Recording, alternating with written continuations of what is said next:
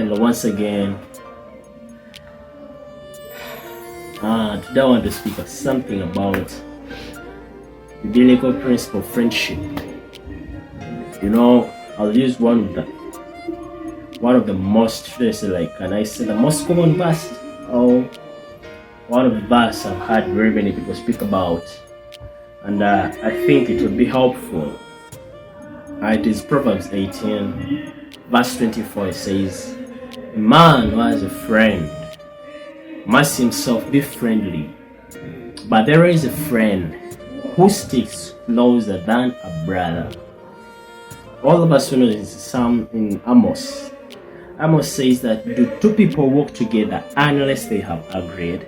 It's a question, which is obviously not. You can't walk with a person which you do not agree. For both of you to work, that means you have to agree on how you are to work, on how you are to have certain goals. Okay?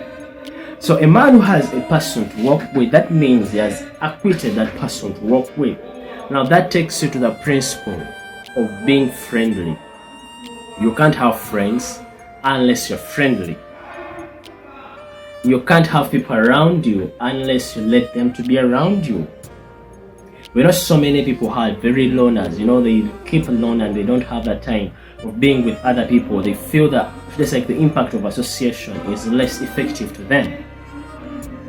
But one thing you have to learn in life, that there is nothing which you can make alone. Not really. Any success in life is a combination of various people, so that the success and breakthrough is attained. So ministry built up on one man's thing, I can't think it can stand.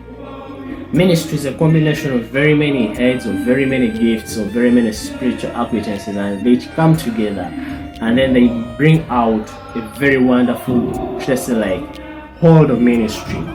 You can be the head, but when there are very many other people standing beside you who are making you go there or make it, even in the godly head, there is a trinity working together and coming together. So a man who has a friend must be himself friendly. God calls us friend, and he calls me friend. That's how he used to sing.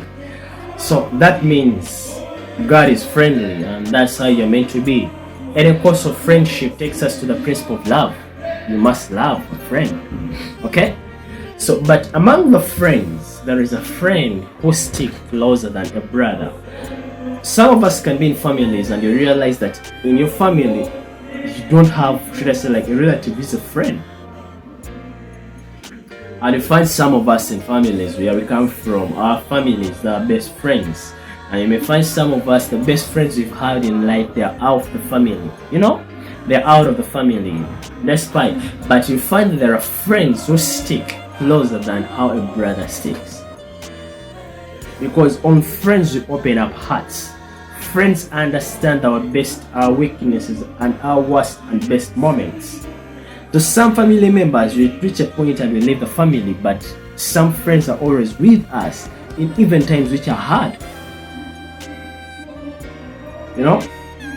But one basis I want to speak about is that friendship based on competition can never stand. If you have a friend who is just competing over you, there is a healthy competition and there is the competition worth to prove something. That's not a friendship. Friendship based on compliments is not friendship. A friend must stay in times where it's needed and in times where it's not. That's the reason as to why very many of us now, we take God or Jesus as the best friend. Why? Because you find at all times this guy stays. He doesn't rush onto compliments. He doesn't rush onto what he sees. He rushes to help this person who is getting lost. Now that's the same thing we must have with a friend. Friends who don't add value, friends who don't, how can I say, like, friends who can't push you towards the right way aren't friends.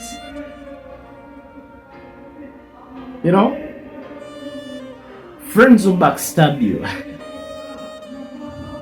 It's funny, but people do it. But those are not worth friends staying with in life. Because a friend is a person you bring into your life. You know, like the dictionary says, a friend is a person with whom one has a bond of mutual affection, typically one exclusive of sexual or family relations. Now that means a friend must be out of the family thing, of the family circles. Or some of us may find friends who are not even attached to sexually. That means this person has loved you and ordained friendship the way you are, and that's the right way he's going to handle you. And friends must be reasonable enough that they must be adding value on you. I repeat, value on you. Enough is enough where you get people who are getting around you and they don't add something on you. You have 1,000 phone contacts in your phone, but none of them can help you when you are in need. What for the 1,000 contacts? Are they to view your statuses? You know, you may find you have a bunch of friends around you, but they're less adding on you. The Bible says that as iron sharpens iron, so a friend or a brother should sharpen a friend. So think of that. Do the friends I have sharpen me towards the goals of my destiny, or they waste me up onto the goals I'm meant to be? You think, if you are surrounded with negative people, with negative-minded people, people are acquainted with poverty, people are acquainted with, with backwardness, with with all characters of negativity and whatsoever. It's not more or less you'll find yourself in that company, because a bad company ruins character. Show me the people you work with and I'll tell who you are. Some of these words may be hard, but I think they may build someone. The people you are with will determine your destiny. Align with people who are thinking of success, you'll be successful. Align with people who are thinking of prosperity, you'll be prosperous, because they never quit. That means you too will find a way of never quitting, and you will get a way through. Align with people who are thinking of, of stealing, of fornication, of boozing, of wasting money, of wasting resources. Some friends, you can have friends who are only thinking of clubbing, thinking of wasting money, thinking of spending. In our generation we call big spenders. But at the end of the day, what are you gaining out of it? I know a pastor who gave a testimony, and is like, he was pushed by the friends and by the environment around him to buy a Land Rover as his first car, and he paid for it $40,000 US, a car which would have costed him only $25,000. So look at that thing. What does it benefit? Later, the guy looked and is like, what did it cost me? I was becoming selfish onto my own self, onto my children, onto my future. So, children of God, all people outside there, Christians, non-Christians, Muslims, whatsoever, my desire is that you get friends who add on you and not subtract on you. Get friends who align you with your destiny and not distract your destiny.